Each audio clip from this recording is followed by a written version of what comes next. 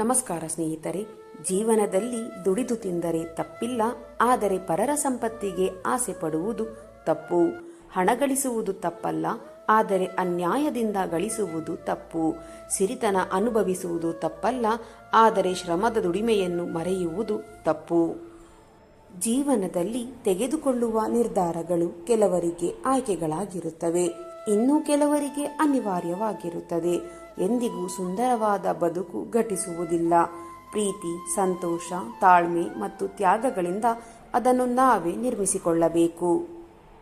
ಜೀವನದಲ್ಲಿ ಕಳೆದುಕೊಂಡಿದ್ದು ವಸ್ತುವಾದರೆ ಹುಡುಕಬಹುದು, ಇಲ್ಲವೇ ಮತ್ತೊಂದು ತೆಗೆದುಕೊಳ್ಳಬಹುದು. ಕಳೆದುಕೊಂಡಿದ್ದು ನಂಬಿಕೆಯಾದರೆ ಹುಡುಕಿದರೂ ಸಿಗದು, ಕೊಂಡುಕೊಳ್ಳಲು ಸಾಧ್ಯವಾಗದು. ಜೀವನದಲ್ಲಿ ನಾವು ಏನೇ ಸಾಧನೆ ಮಾಡಿ ಎಷ್ಟೇ ಎತ್ತರಕ್ಕೆ ಬೆಳೆದರೂ ಸಹ ನಮ್ಮ ಪಾದ ನೆಲದ ಮೇಲೆ ಇರುವಂತೆ ಜಾಗೃತಿ ವಹಿಸುವುದು ತುಂಬ ಮುಖ್ಯ. ಎಲ್ಲ ಗೊತ್ತಿದ್ದು ಗೊತ್ತಿಲ್ಲದಂತೆ ಇದ್ದು ಬಿಡಿ. ಅರ್ಥ ಮಾಡಿಕೊಂಡವರು ಜೊತೆಗುಳಿಯುತ್ತಾರೆ, ಅನುಮಾನಪಟ್ಟವರು ದೂರ ಸರಿದು ಹೋಗುತ್ತಾರೆ. ಸ್ನೇಹಿತರೆ, ಜೀವನದಲ್ಲಿ ಸಂಬಂಧ ಗಟ್ಟಿಯಾಗಿ ಇಟ್ಟುಕೊಳ್ಳಬೇಕೆಂದರೆ ಕೆಲವೊಮ್ಮೆ ಕುರುಡು, ಕೆಲವೊಮ್ಮೆ ಕಿವುಡ, ಇನ್ನು ಕೆಲವೊಮ್ಮೆ ಮೂಗರಾಗಿ ಇರುವುದನ್ನು ಕಲಿಯಬೇಕಾಗುತ್ತದೆ. ಜೀವನದಲ್ಲಿ ಕಾಲಿಗೆ ಆದ ಗಾಯ ಹೇಗೆ ನಡೆಯಬೇಕೆಂದು ಕಲಿಸುತ್ತದೆ, ಅದೇ ಮನಸ್ಸಿಗೆ ಆದ ಗಾಯ ಹೇಗೆ ಬದುಕಬೇಕೆಂಬುದನ್ನು ಕಲಿಸುತ್ತದೆ. ನಮ್ಮ ಆಲೋಚನೆಗಳು ನಮ್ಮನ್ನು ರೂಪಿಸುತ್ತವೆ. ಮನಸ್ಸು ಪರಿಶುದ್ಧವಾಗಿದ್ದರೆ, ಖುಷಿಯಾಗಿದ್ದರೆ, ಅಕ್ಕಪಕ್ಕದವರ ಸಣ್ಣತನ, ದ್ವೇಷ ಇತ್ಯಾದಿ ನಕಾರಾತ್ಮಕ ಸಂಗತಿಗಳು ನಮ್ಮ ಸಮೀಪವೂ ಸುಳಿಯುವುದಿಲ್ಲ. ಜನರು ನಿಮ್ಮ ಜೀವನದಲ್ಲಿ ಬರುತ್ತಿರುತ್ತಾರೆ ಮತ್ತು ಹೋಗುತ್ತಿರುತ್ತಾರೆ, ಆದರೆ ಕೆಲವು ಜನರು ಮಾತ್ರ ಸ್ಥಿರವಾಗಿ ನೆಲೆ ನಿಲ್ಲುತ್ತಾರೆ. ಯಾರಾದರೂ ನಮಗೆ ಬೈಯುತ್ತಾರೆ, ಜೋರು ಮಾಡುತ್ತಾರೆ ಎಂದರೆ ಅದರರ್ಥ ಅವರಿಗೆ ನಮ್ಮ ಮೇಲೆ ಕೋಪ ಎಂದಲ್ಲ, ಅವರೇ ನಮ್ಮನ್ನು ಹೆಚ್ಚಾಗಿ ಪ್ರೀತಿಸುತ್ತಾರೆ ಎಂದು, ಅವರೇ ನಮಗೆ ಒಳ್ಳೆಯದನ್ನು ಬಯಸುತ್ತಾರೆ ಎಂದು. ಕೋಪದ ಹಿಂದಿನ ಪ್ರೀತಿ ಎಲ್ಲರಿಗೂ ಅರ್ಥವಾಗುವುದಿಲ್ಲ ಸ್ನೇಹಿತರೆ. ಕೋಪದಲ್ಲಿ ಎಂದಿಗೂ ಕೆಟ್ಟ ಮಾತುಗಳನ್ನು ಆಡಬೇಡಿ. ನಿಮ್ಮ ಕೋಪ ಕರಗಿಬಿಡಬಹುದು, ಆದರೆ ಆಡಿದ ಮಾತು ಹಾಗೆಯೇ ಉಳಿದು ಬಿಡುತ್ತದೆ. ಸಮಾಧಾನದಿಂದ ಇದ್ದರೆ ಈ ಎಲ್ಲವೂ ಕಾಲ ಬಂದಾಗಲೇ ಅರ್ಥವಾಗುವುದು. ಕಾಲಾಯ ತಸ್ಮೈ ನಮಃ. ನೆನಪಿರಲಿ ಸ್ನೇಹಿತರೆ, ನೀನು ಹುಟ್ಟಿದಾಗ ನಿನ್ನನ್ನು ನೋಡಲು ಯಾರು ಬಂದಿದ್ದರು ಎಂದು ನಿನಗೆ ಗೊತ್ತಿಲ್ಲ. ನೀನು ಸತ್ತಾಗ ನಿನ್ನನ್ನು ನೋಡಲು ಯಾರು ಬರುವರು ಅದು ಗೊತ್ತಿಲ್ಲ. ಆದರೆ ನೀನು ಕಷ್ಟದಲ್ಲಿರುವಾಗ ನಿನ್ನ ಸಹಾಯಕ್ಕೆ ಬಂದವರನ್ನು ನೀನು ಜೀವ ಇರುವವರೆಗೂ ಮರೆಯಬೇಡ. ಕೆಲವೊಮ್ಮೆ ಮನಸ್ಸು ಹೇಳುತ್ತದೆ, ಜನರು ನಿನ್ನೊಂದಿಗೆ ಹೇಗೆ ವರ್ತಿಸುತ್ತಾರೋ ನೀನು ಹಾಗೆ ವರ್ತಿಸು ಎಂದು. ಆದರೆ ಹೃದಯ ಹೇಳುತ್ತದೆ, ನಾವು ಅವರಂತೆ ವರ್ತಿಸಿದರೆ ಅವರಿಗೂ ನಮಗೂ ಏನು ವ್ಯತ್ಯಾಸ ಎಂದು. ಇಲ್ಲಿ ಹೆಣವನ್ನು ಮಾತ್ರ ಬೇರೆಯವರು ಹೊರೋದು, ಕಷ್ಟ ಸುಖಗಳನ್ನು ನಾವೇ ಹೊರಬೇಕು. ಆದ್ದರಿಂದ ಭುಜಗಳಿಗಿಂತ ನಿಮ್ಮ ಮನಸ್ಸು ಗಟ್ಟಿಯಾಗಿರಲಿ. ಸತ್ಯ ಒಳ್ಳೆಯದು, ಸತ್ಯದ ಜೀವನ ಅದಕ್ಕಿಂತಲೂ ಒಳ್ಳೆಯದು. ನದಿಗಳು ಮುಂದಕ್ಕೆ ಸಾಗುವುದೇ ಹೊರತು ಹಿಂದಕ್ಕೆ ಹರಿಯುವುದಿಲ್ಲ. ಅದೇ ರೀತಿ ನಮ್ಮ ಜೀವನವು ಕೂಡ ಕಳೆದು ಹೋದ ಬದುಕಿನ ಬಗ್ಗೆ ಚಿಂತಿಸದೆ ಮುಂದೆ ಸಾಗುತ್ತಿರಬೇಕು. ಕಲ್ಲಿಗೆ ಸುಂದರವಾದ ಆಕಾರ ಬರಬೇಕಾದರೆ ಉಳಿಯ ಪೆಟ್ಟು ಬೀಳಲೇಬೇಕು. ಹಾಗೆಯೇ ಬದುಕು ಸುಂದರವಾಗಲು ಕಷ್ಟ ಸುಖಗಳನ್ನು ಅನುಭವಿಸಲೇಬೇಕು. ಸ್ನೇಹಿತರೆ, ಈ ಬದುಕು ಎನ್ನುವುದು ನದಿಯ ಪಯಣದ ಹಾಗೆ, ಕೊನೆಯಿಲ್ಲದ ಪಯಣ. ಯಾವುದೋ ನಮ್ಮ ಜೊತೆ ಉಳಿಯುವುದಿಲ್ಲ. ಉಳಿಯುವುದು ಒಂದೇ, ನಾವು ಮಾಡಿದ ಪುಣ್ಯದ ಕೆಲಸಗಳು ಮಾತ್ರ.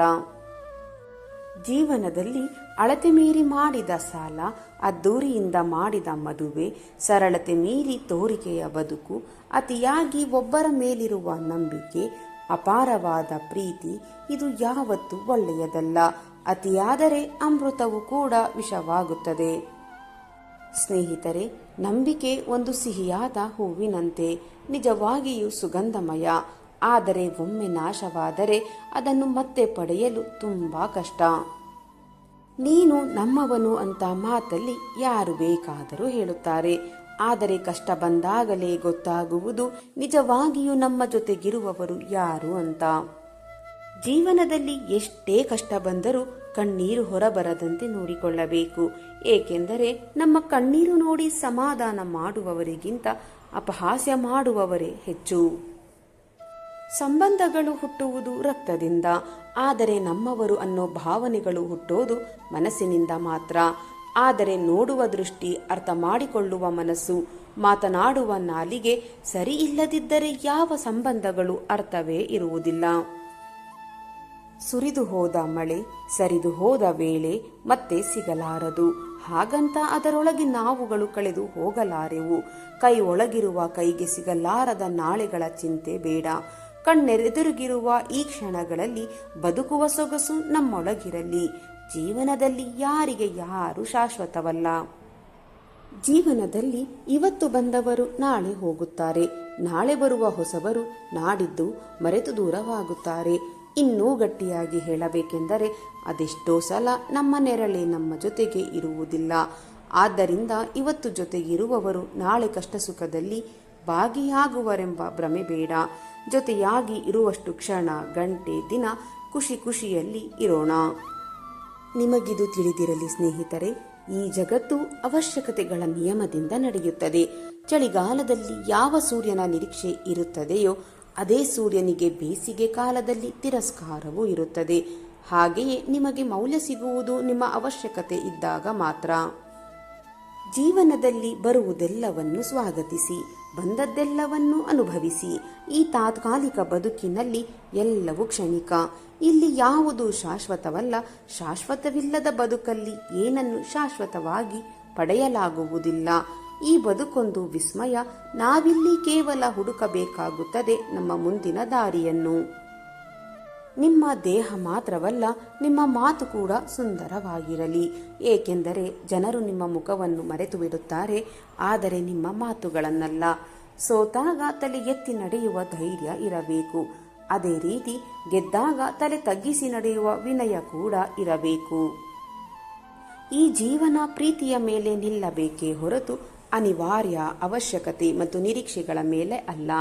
ಅವಶ್ಯಕತೆ ಇದ್ದರೂ ಇಲ್ಲದಿದ್ದರೂ ಯಾವಾಗಲೂ ಒಂದೇ ತರ ಇರಿ.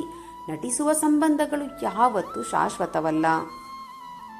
ಒಂದು ಹೂವು ಮತ್ತೊಂದು ಹೂವಿನೊಂದಿಗೆ ಸ್ಪರ್ಧೆಗೆ ಇಳಿಯುವುದಿಲ್ಲ. ಸುಂದರವಾಗಿ ಅರಳುವುದು ಅಷ್ಟೇ ಅವುಗಳ ಕೆಲಸ. ನಮ್ಮ ವ್ಯಕ್ತಿತ್ವವು ಹಾಗೆಯೇ ಇರಬೇಕು.